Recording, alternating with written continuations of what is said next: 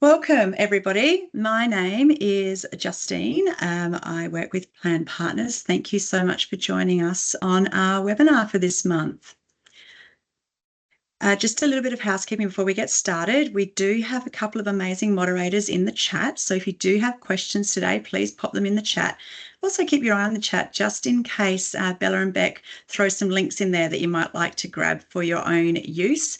We'll try and answer everyone's questions today. And if we can't get to them, we'll most certainly come to you outside of this webinar meeting today.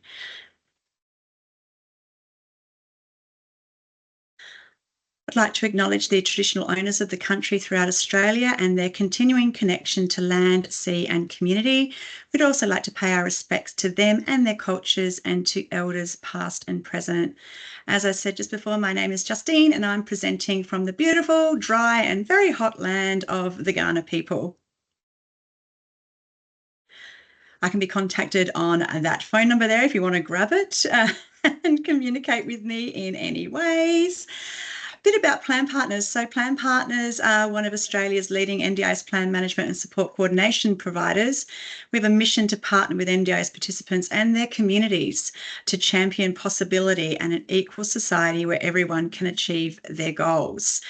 We often bring webinars to you and we try and provide that education focus to the wider community to try and make sure that everybody understands the supports that are available to them within the NDIS and particularly around the support that plan managers can provide to you and your communities.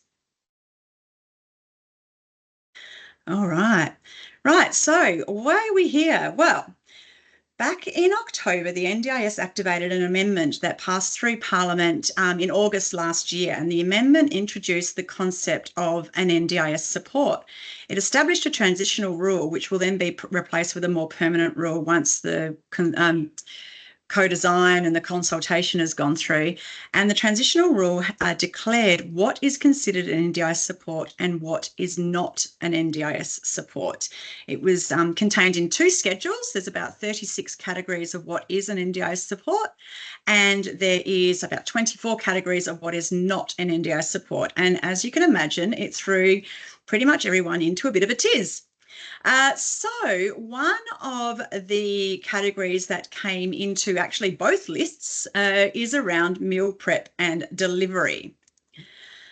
What is on the outs list in regards to meal preparation and delivery? So what's on the outs list is food or meals from fast food services, takeaway food or delivery platforms such as Uber Eats, DoorDash, Menulog, etc., etc. But specifically what the NDIS says in the outs list is that meal delivery platforms where the food and ingredient component can be separately identified from the meal prep and delivery component, they're not on the outs list. So that brings us to our guest today, who is Abby, the CEO and co-founder of Nourished. Welcome, Abby. Tell us a little bit about yourself. Thank you so much for having me. Even as you're saying it, I can hear how confusing it is. And this is the only line item my company works across. So I can't imagine what it must feel like for all of you working across multiple line items, multiple plans. I'm so glad we were able to make this happen to start to try and clear up this confusion in the space. So yes, thank you, Justine. I'm Abby, the CEO and co-founder of Nourished. We're a registered NDIS meal prep and delivery provider.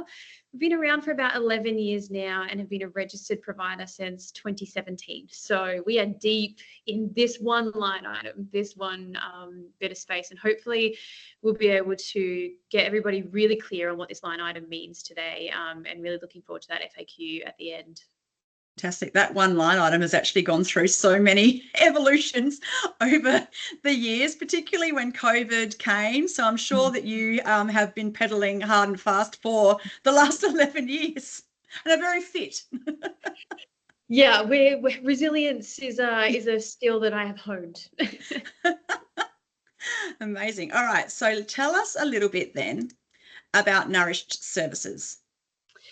Yeah, so essentially it's a pre-made meal delivery. So when it arrives at your door, it's an already made meal that you reheat. Most people do it in a microwave, but it can be done on a hob, in an air fryer. We give instructions for all of those things. But The idea being that, and we'll go into a lot of this in a lot more depth, but particularly being an NDIS registered provider, we fit under that choice, convenience, and control mandate. And what we're really, I mean, our vision as a company is to have real and positive impact on the health of humans, one meal and one customer service interaction at a time.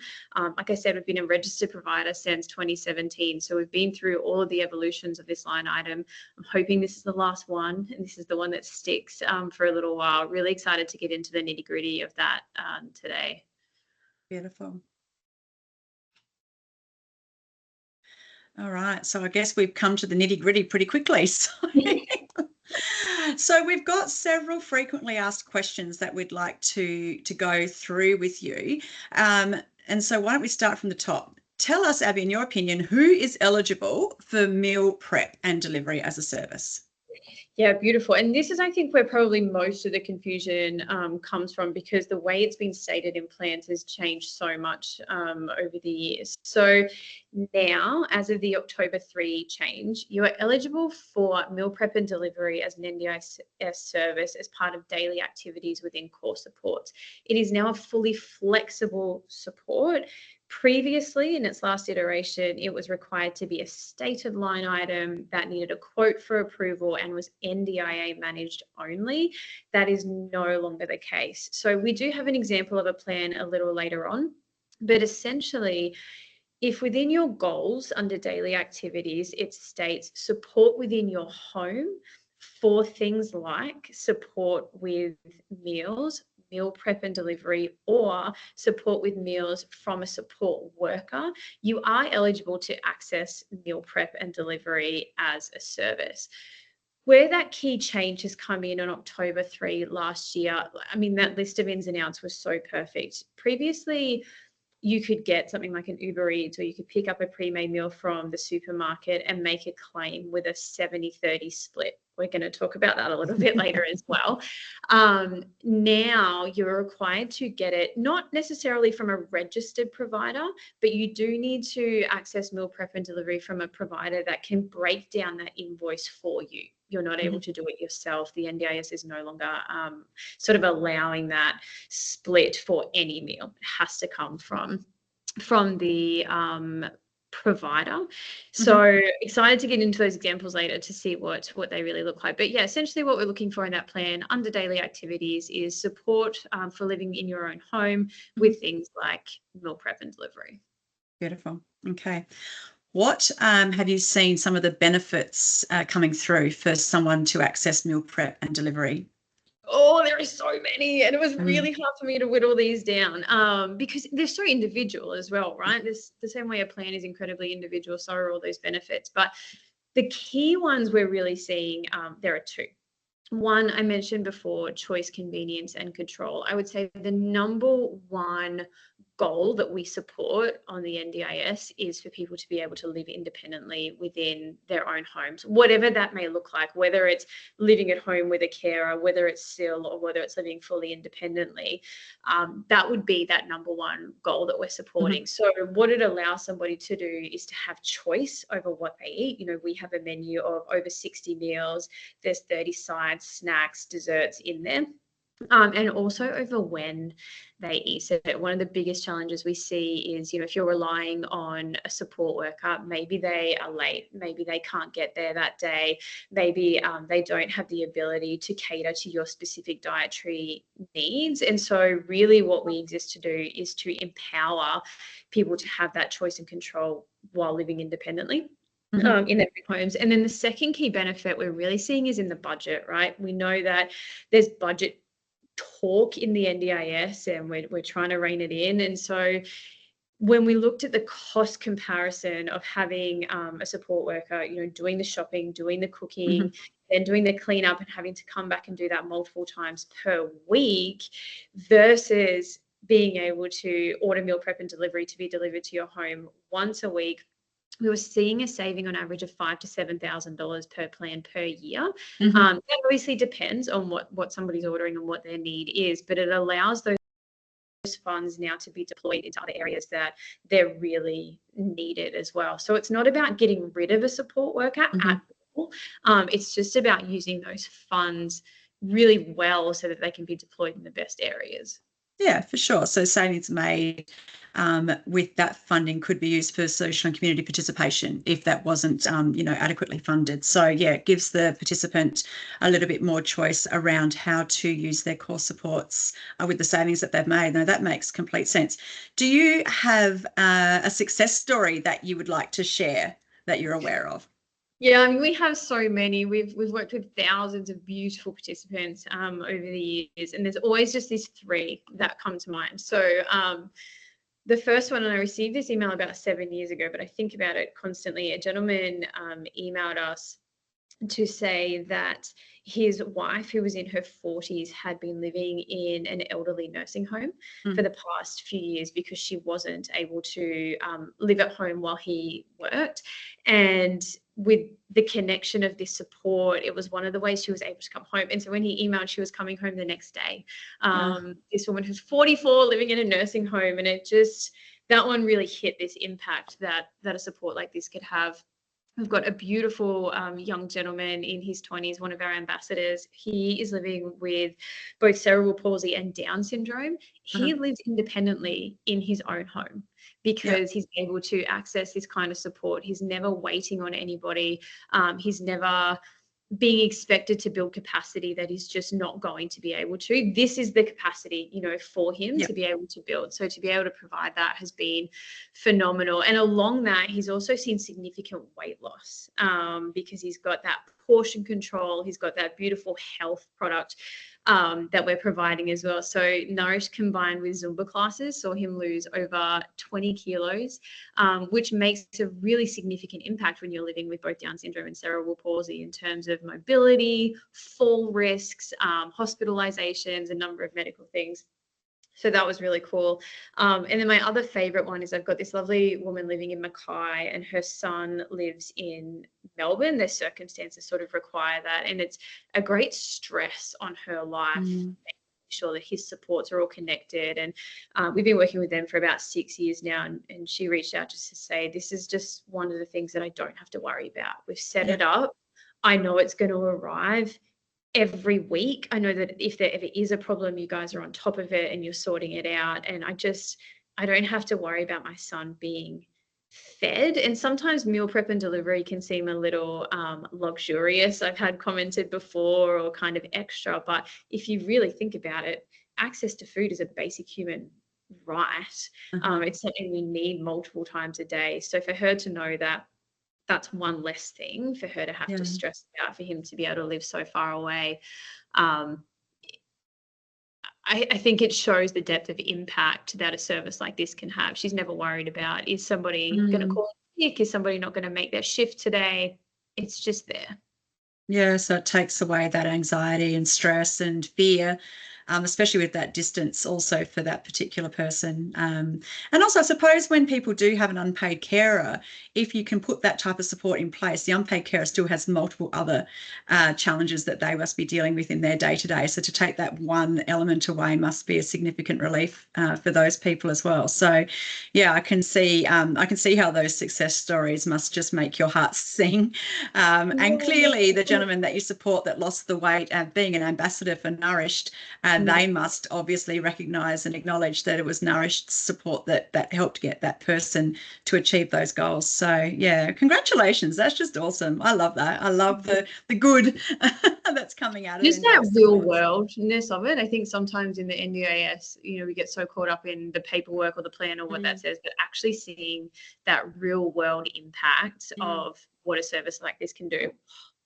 If I could get more planners onto these stories, the things we could do. Yeah, 100%. All right, so that's all lovely when someone has meal prep and delivery included in their plan. How does someone get meal preparation and delivery services included in your experience? Have you had conversations with people around how they know that it's something that they'd like to be able to have considered as part of a reasonable necessary support? Do you step people through that conversation about how to then go and get it when they're applying for access or going for a reassessment? Yeah, absolutely. We have the option on our website to book an exploration call with one of our team, and it's really so that we can understand the individual circumstance that somebody is coming from. Are we looking at a plan that's already rolled over? Are we looking at a brand new plan? Are we looking at a plan renewal?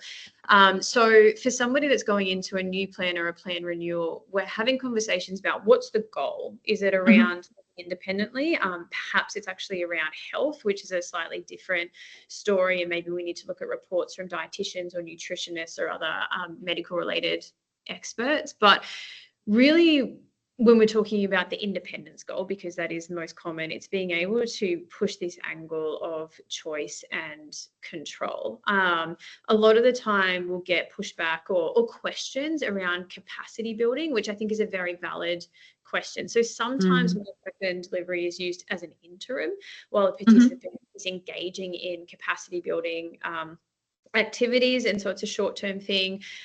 Other times, though, there's no way around capacity building. I was talking to a lovely lady just at the end of last year who had that question put to her from her NDIS team, and she just sort of had to say, well, I'm living with MS. My hands, I've lost, mobility and dexterity in my hands. That's not coming back.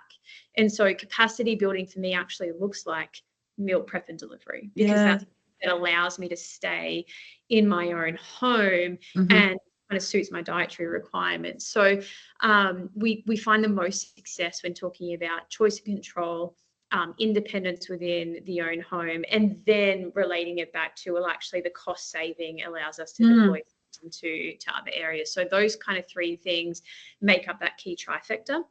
That's really interesting. I never actually thought that that would be a key factor. Obviously it is, but a key factor around keeping someone at home, which is essentially what we really want to do, is be able to bring people out of, young people out of aged care facilities and ensure people are living within a home rather than just a sterile accommodation. But one of those key points is, well, how are you going to eat?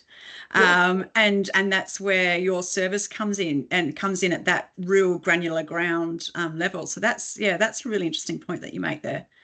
Thank you. So one of the things we talk about a little bit as well, and is a really great example to give to a planner, whether in writing or verbally when you're having a meeting with them, is imagine if the only things you were able to eat were what a support worker was able to cook for you versus, we have a team of chefs, we have a team of dietitians, we consider dietaries, macros, micros, the balance of all of those things.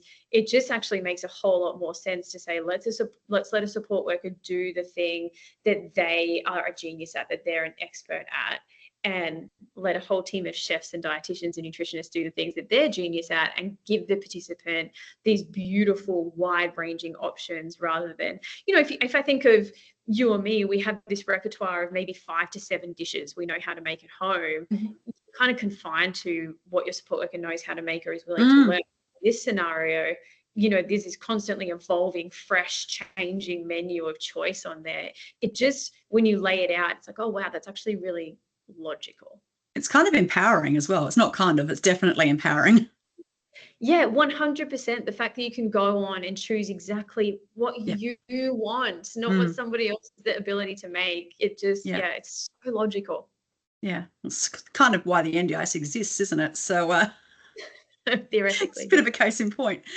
Okay, so if a participant's plan doesn't specifically cover meal prep and delivery, what steps should they take to be able to have that support included in their plan? Yes, thank you. I skipped over that part, or I forgot about it. So the other thing we're seeing a lot of success in at the moment is being able to justify reasonable and necessary. One of the beautiful things about this support, going back to being a flexible core support within daily activities, is that recently we've had LACs or support coordinators just writing letters, emails to the planner and saying, hey, we believe this is reasonable and necessary for this reason. And a lot of the time the planner replies in writing saying, yes, I agree, I approve this spend. The turnarounds have been fairly quick on the ones that we've had to. The other is through the plan managers as well. So most of our participants we've found have been moved on to plan managed supports, and so we are having that conversation with plan managers as they pop up, and just explaining this whole reasonable and necessary part of it, and everyone's been quite willing to listen and quite willing to adjust once they understand the line item. Yeah, for sure. And we were talking briefly about it earlier around, at the end of the day, it comes back to, there's 1,500 plan managers in Australia, just short of 1,500 plan managers, and it comes back to what they think as well. So it's about having that conversation and making sure that you're constantly educating. Actually, this is what it is. So, and I'm sure you've got a couple of stories you could tell around some of the responses that you've received. But just a bit of an interesting little segue, I think you could probably call it. I'm just going to flip through a couple of slides and then come back to it. Plan partners have got pretty much a tool which you have referred to assist participants to be able to gather evidence around what they believe is a reasonable and necessary support, or if they're going for a reassessment or access, when the whole new framework thing gets up and running, which is another webinar in itself, it can be funded in a reasonable and necessary budget. So when someone is considering wanting to use their NDIS funding for a particular purpose, or they're beginning to go along that access journey or reassessment journey, we have a My Supports tool, which basically steps a participant or the nominee or the support coordinator, the entire support team, if they want, through a reasonable and necessary checklist, which is, what do you want to do? Is it funded already in your plan? What do you need to be able to get to this goal? And so the My Supports tool is available on our website. It's not just for our particular customers. It's absolutely available to anybody who wants to access something like meal prep and delivery, and they've just got a couple of questions about whether it is a reasonable and necessary support. So I think that, it's a bit of a teamwork approach, isn't it? Because you mentioned before that you talk to OTs and dietitians to try and gather evidence or decide that somebody is actually eligible at the end of the day for meal prep and delivery. But then alongside with that is your support coordinators and your plan managers that come along that journey as well, and the tools and support that they're willing to give to that participant to be able to achieve their goals.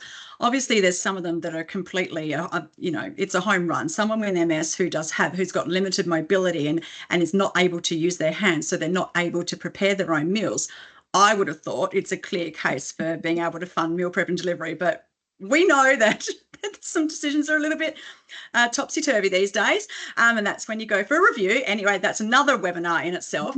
So the Plan Partners My Supports tool is absolutely available to anyone. Beck or Bella, if you want to check the link to the My Supports tool in the chat, it does help frame decision making. It's not Plan Partners saying yes by any means. It's just a framework to allow someone to step them through the reasonable and necessary framework that the NDIS has established, and then give someone more of a justification as to why they think that they could be able to use their NDIS funds in a particular way. Let's just go up for a sec to the meal prep that as represented in a current PACE plan. So what we've got here on the right-hand side of the screen is the second page. Actually, it's probably about the 32nd page of about a 50-page document, let's be honest. But it is around the core supports and the fact that meal prep and delivery, or support with meal preparation, has been mentioned in the plan. So we talked about before that meal prep is actually represented twice in the INS list, which is really interesting. It's around household tasks, which is the actual eating of food, which is the meal prep and delivery platform component. But it's also around what you've mentioned before, that someone might be wanting to build capacity to be able to prepare their own meals, and in the meantime just have that support with meal prep and delivery. So it's a little bit of a short-term or a longer-term approach depending on the particulars of the individual, and this always comes back to the individual's case and the impairments that the individual has, and how they want to go about navigating that to be able to, at the end of the day, try and live an ordinary life, which is what the NDIS is all about. So this plan, the wording has evolved as well, and we've seen the plans being changed and the iterations that are coming through thick and fast at the moment. And I think it's gearing up to the new framework that's going to be established, if it hasn't already come about, and I've just missed the bus on that one. But it's around the use of flexible budgets, and it's also around the use of stated. And we need to be able to adjust our mindsets around what stated means these days compared to what stated line items meant in the old and yet still existing what we call PROTA plans. So in this plan, the participant actually has been granted, or it's reasonable and necessary, the decision has been taken that they can actually access meal prep and delivery and or support from a support worker to help prepare meals. So this person's covered in both situations, that they can access the meal prep and delivery platform, or they can engage a support worker to assist them in preparing meals in their own home. The plan mentions it's a flexible support, and that it is the plan manager who is going to be able to administer the invoices on that budget and that category. So it's really interesting because the wording does change. So sometimes you'll see the word wanting to be able, like you mentioned before, someone wanting to live independently in their own home, and it could be just have the word meal or food or something like that. So as long as there's an indicator there to show that the need for the meal prep and delivery exists, then as plan managers, along with that My Supports tool, if necessarily, we will put those invoices through, as long as they're a compliant invoice. So this is where we probably need to talk about billing and payments, everyone's favourite topic of discussion. So this is a bit of a murky invoice plan example, so we might just gloss a little bit over it, but essentially the NDIS will pay for, they made this arbitrary calculation, and we'll talk about that in a second, that 70% of a meal prep invoice will be considered the preparation and delivery component, and 30% would be considered the meal component. And a participant or nominee, or whoever it is that's in charge of the funds, would actually pay for the 30%, the meal part of the support. And that's because food itself is something that everybody requires, and it's not something that the NDIS would be funding, except for exceptional circumstances, another webinar as well. So as long as the invoice has been split between the components, and this is a 70-30 component, not that you can probably see it, as long as the components are separately identified and that the participant is paying for the food-related costs, the extra costs, the preparation and delivery, are paid for by the NDIS, but it has to be a compliant invoice. So take us through a little bit, Abby, about how nourished invoices are sent to plan managers and what they look like. Yeah, absolutely. And I've tried to actually keep it broader than nourished, because my goal here today, whilst I would love everybody to come over and become part of our community, if everybody walks away with an understanding of how to work with any of the providers, I'm happy. So where the confusion has come from is prior to October 3, the wording probably, or the definition, wasn't well dispersed. Mm-hmm. What should happen with meal prep and delivery under the NDIS is that the participant is responsible for paying for the cost of ingredients, which is what you described before, right? The government has sort of determined that, disability or not, cost of ingredients is a cost of being human.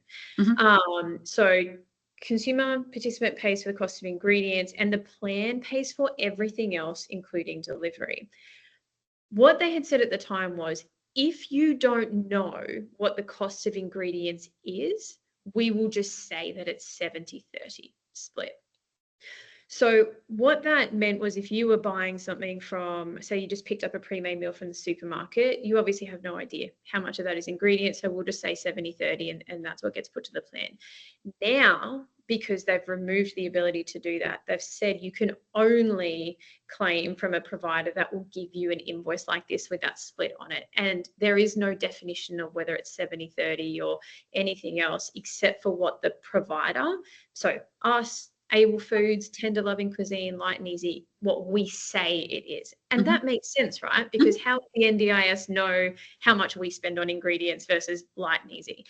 So in our case, and it's the same for Able Foods, it's an 80-20 split. The consumer or participant pays 20% of the total cost, and their plan pays for the 80. For Light and Easy, it's a 70-30 split, like you can see on the invoice here. So whatever company's website you go onto, they should be very clear about what that looks like. For us, for example, in an 80-20 split, it works out to approximately $2.40 per meal per participant in the co-payment, the part that they pay, and then the rest goes off to the plan. In terms of invoicing back to the plan manager, it should look something similar to this. We have to be really careful that we break it down in a way that the plan manager only pays the 80% plus delivery. It doesn't accidentally also pay the co-payment. But this is generally are what you would see. The total number, 80% of that plus the cost of delivery. I did have a question come through just this morning from a plan manager saying, no, they're not covering delivery anymore because transport costs have been removed. That's a completely separate line item. This has nothing to do with transport for a participant. The cost of delivery is wholly covered by the plan. Yeah, absolutely. And always has been. All right. What's on the menu? So this is the exciting bit. Okay, so do your meal prep options, do they cover various dietary needs and texture modifications?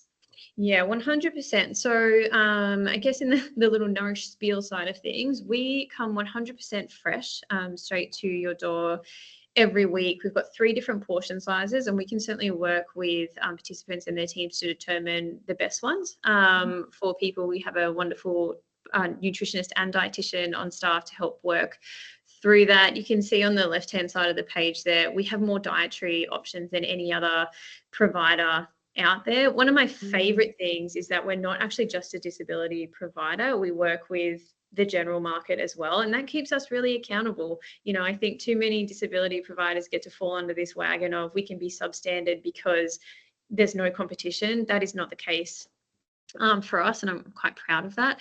So more dietaries than any other provider that you can filter by there. And then in terms of texture mods, we have a really high percentage of the menu that fits into that soft chew and easy to swallow category.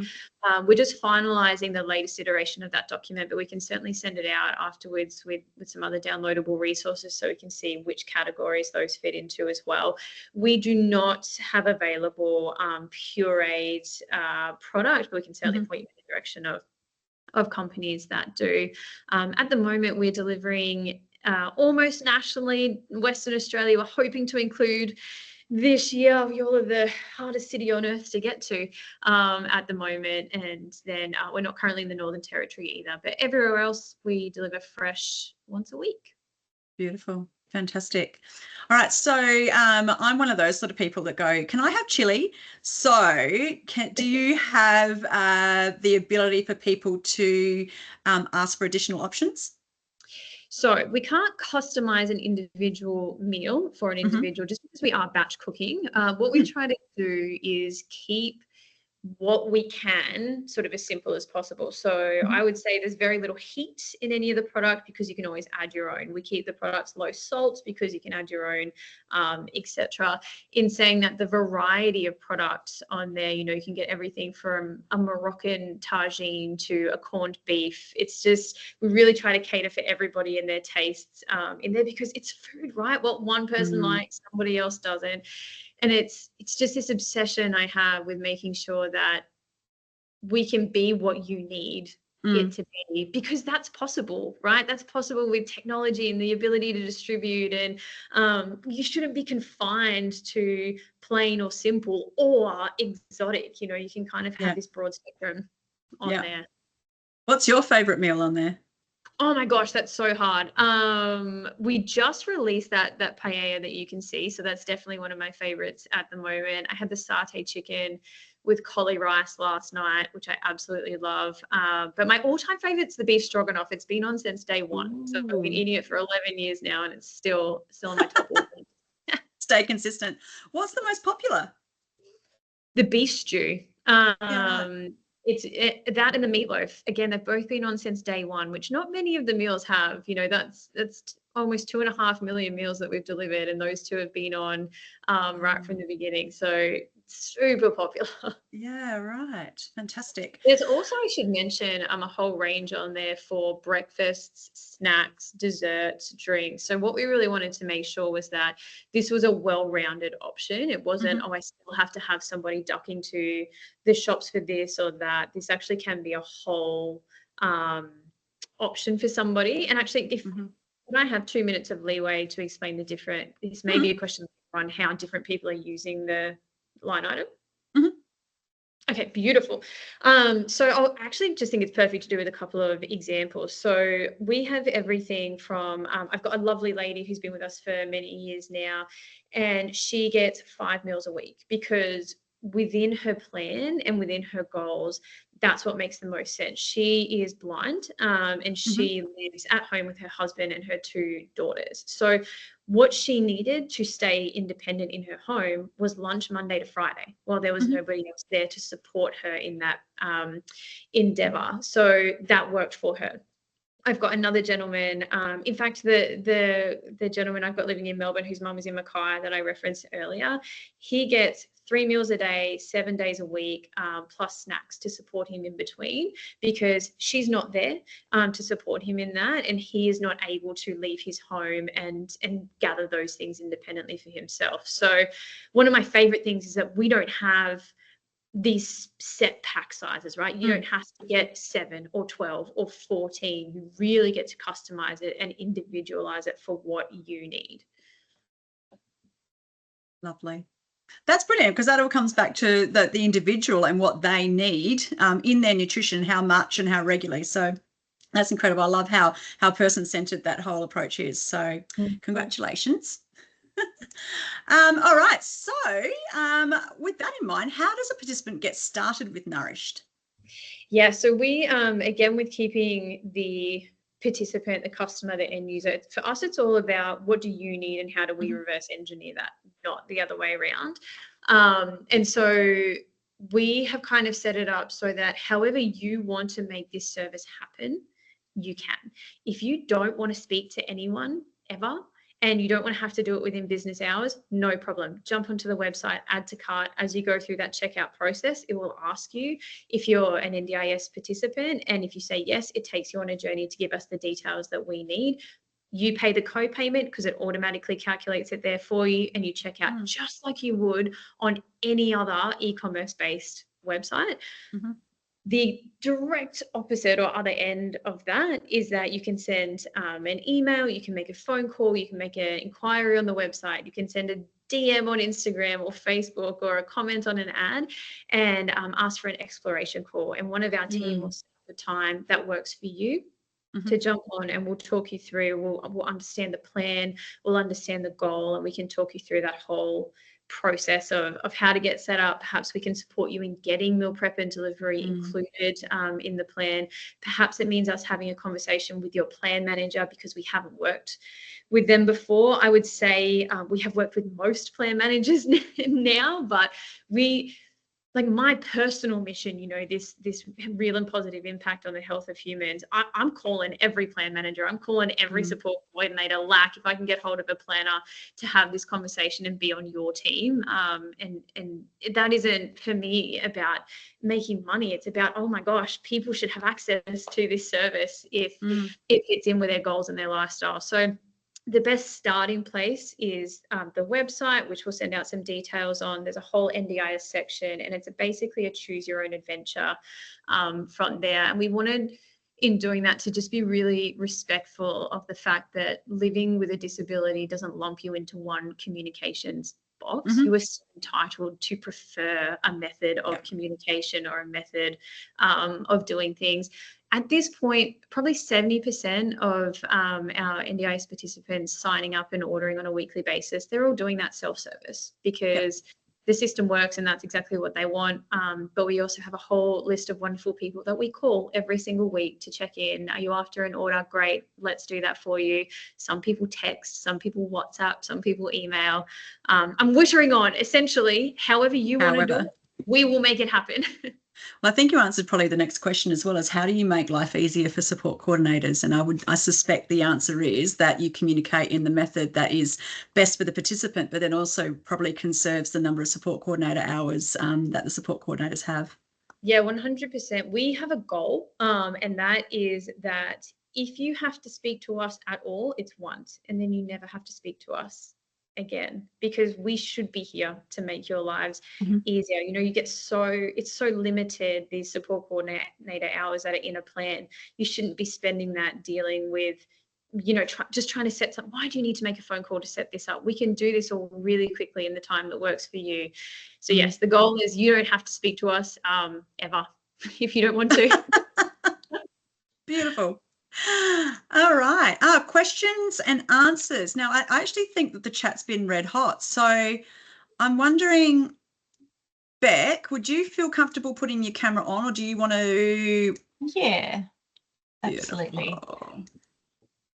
Yeah, so I've actually got a couple of questions, just some really quick ones, I think, for Abby to be able to answer pretty quickly before we go into a few of the more in-depth ones. So Abby, one of the questions we had was from Rachel. Do you support participants to learn and develop their own healthy eating or cooking skills at all? So we don't have the services to do that, but we can certainly connect you to the places that do. So that's actually quite common. We see things like people recovering from eating disorders, people that have been able to move into supported independent living much quicker than they thought that they were going to be able to. So we're, for that, more of a stopgap in making sure that people get fed while they're connected to other services that can support them with that. Yeah, perfect. And we've got one. Would you please elaborate on the areas of service or delivery in terms of location? I had a question from Rosie. We live and work in regional Victoria, so interested. Excellent. I love this one. So we currently deliver to just over 7,500 postcodes from Port Douglas to Adelaide and Tasmania.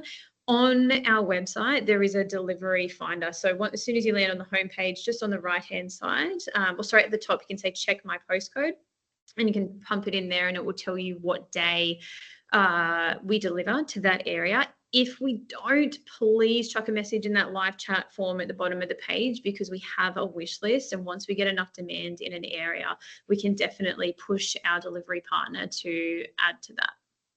Fabulous. Price shown on the Nourished website, is that for NDIS clients only, or can the general public access Nourished food as well? Yeah, absolutely. We love the general public. That's kind of what I was talking about before, and we're held accountable to a much wider market. So we work with both. We also work with home care. We work with a bunch of other subsidised markets as well. So the price you see there is the general population price. 20% of that is what you would make in a co-payment. And as you go through to the checkout page, as soon as you hit that button that says NDIS and then plan or NDIA managed, it will automatically calculate that split for you so you can see what it is on the other end. Brilliant. Thanks, Abby. So they were the nice and easy ones for you. Now, we had a couple of comments and a couple of questions again, and I know that we did touch on this throughout the webinar, but I think it'd be really interesting for you just to highlight this fact now, because we had both Leanne and Rachel comment on this. Planners, LACs, and other plan managers really pushing back. What is your advice to them to be able to get this meal delivery through? There's so many things around this. Choice and control is very hard to argue with. It is the point of the NDIS, and it is their own charter, and it is their own mandate. So it is legally required to be followed through on. And it is a very hard argument to say, I'm going to remove your choice and control by giving you a support coordinator that we know nothing, sorry, not a support coordinator, a support worker that we have no idea on their qualifications or their skill in this area, versus a team of chefs and dietitians who have crafted something specifically for you. The other point I would continue to make is budget comparison. So you can jump on our website and get a quote at any time. You just fill out what you're looking for and it will send you a quote within 5 minutes.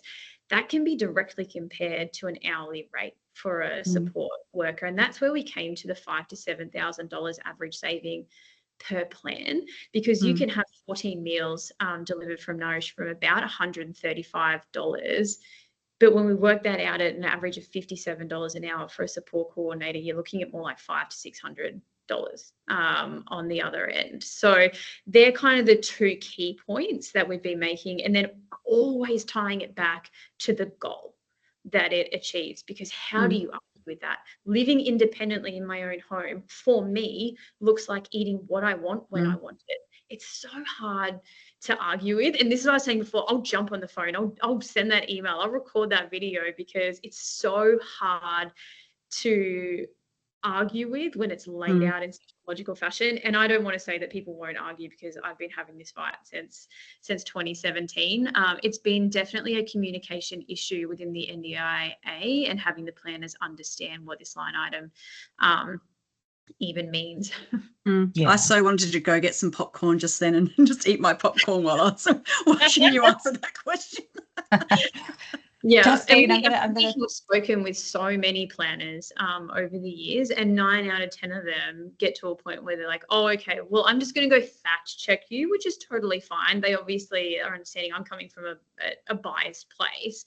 But yeah, 9 out of 10 will get on board. There's always, you know, maybe going to be that one that doesn't believe in it. And we've worked with people to request new planners if that is the case. But I would say one of the great things we've seen since this October 3 change is a willingness for plan managers in particular to listen and to say, okay, we actually accept that you're an expert on this line item.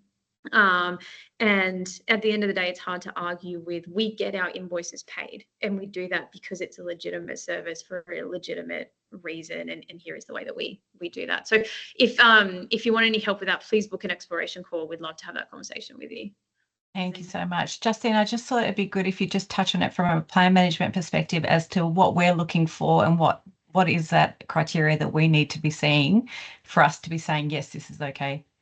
Well, ideally it's in the plan, but we know that so many participants have had rollover after rollover after rollover, and so they haven't had an opportunity to update their goals. And so that's why our My Supports tool exists, and that's why we do support participants to and we understand that people do have change of circumstances, but they're not, you know, in a position to actually lodge a change of circumstances form, or for whatever reason. We do take that My Supports tool, and we do process for meal prep and delivery where that My Supports tool has been completed and there is enough core budget to be used flexibly to be able to support meal prep and delivery, whether it's for a short period of time or not. Often we'll have, you know, the dietitians or the OTs or someone just also giving us just a little bit more context around why this is now. It wasn't necessarily at the beginning something that was needed, but definitely something that is needed now up until the next plan reassessment date. So as far as plan partners is concerned, that is what we need. A bit of an asterisk because the NDIS keeps making changes, but that's our position as of today. So yes. Perfect. Thank you, ladies. I think that's covered off a lot of the key topics that were coming through for questions, but I do have a very specific question from Jessica, and that is, can DSOA clients access meal prep and delivery? Oh, I saw that, and I'm going to have to put my hand up and say I don't actually know what DSOA is. Disability for Older Australians, disability support for older Australians. Jessica, you might even, if you can take your mic off mute, you might be able to elaborate on that. Can you hear me? Yes, go ahead. Hi. So the DSOA is disability for older Australians. So basically, the older Australians who were unable to access NDIS because of their age, they just missed that cutout. So DSOA does still come under NDIS, but their criteria and how they work is a little bit different to your normal NDIS plans. So I'm just wondering, would they still be able to access your type of services as well or not?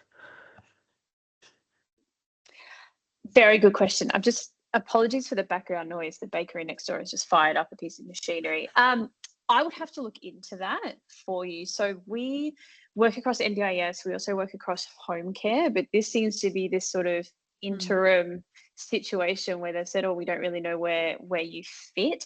Look, I'd be surprised if we don't, because we also work across insurance, home cover, Department of Veteran Affairs, a lot of different subsidized markets. But I'd love to have that conversation with you if you could reach out, and I can look into that a little bit further.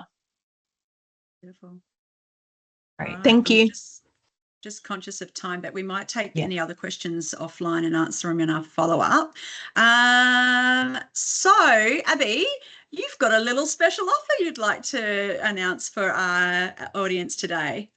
I do, yes. We would love to offer everybody here and receiving the recording afterwards, if you weren't able to attend live, a $25 voucher. So that can be used on the website at any time, just using this code, which will also be emailed out to you afterwards. We really love when not just participants, but their surrounding supports can experience this type of service to fully understand that impact that it can have. As well, I don't believe we've put a limitation on when that can be used. So whenever works for you. We have a 9 p.m. Wednesday cutoff for delivery the following week, anywhere from Saturday to Tuesday, depending on where you're located. But yeah, we would love for you all to experience it as well. We know how hard you all work. So for you to be well nourished would just be a really beautiful gift to us as well. Thank you. That is a lovely gesture, and I'm sure it will be taken up well. All right, so just finishing off, so we referred before around budget savings and how you can actually maximise your NDIS funding by potentially using meal prep and delivery when you could be using, or you would have used a support worker, and the support worker is not available, or whatever, your situation has changed. What we have on our website, again, not just for our own participants, but for the wider community, give, that's all we do. We've got a budget calculator, and we do also have a price guide navigator. So if you are looking for the meal prep and delivery line item, you'll find that in the price guide navigator. But in the budget calculator, if you are going for access, or you're going for a reassessment, change of circumstances, whatever it is, you can actually build a budget with our calculator, and that could be used when you're going to your reassessment meetings, and you can actually figure out how much meal prep and delivery you would like to use within a planned period, enter that into the budget calculator over 1, 2, 3 years, whatever it is that you want to make that quote for. Download that, and then that becomes a resource that you can use, and a tool that you can use when you are having conversations with your LAC and then the NDIS planner. So those two tools and resources are readily available on our website, and please feel free to use them.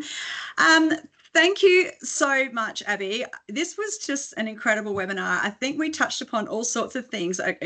Obviously how incredible your service is, and also meal prep and delivery platforms in general, but Nourished in particular, and how important they are as a fundamental support for someone, because food is, like you say, a basic human need and right. So we do really appreciate your time. We will follow up with any unanswered questions in our follow-up email, and the recording, we will provide everybody with the recording. Please reach out to Abby through Nourished and through the website, and through the multiple other methods of communication that we talked about before.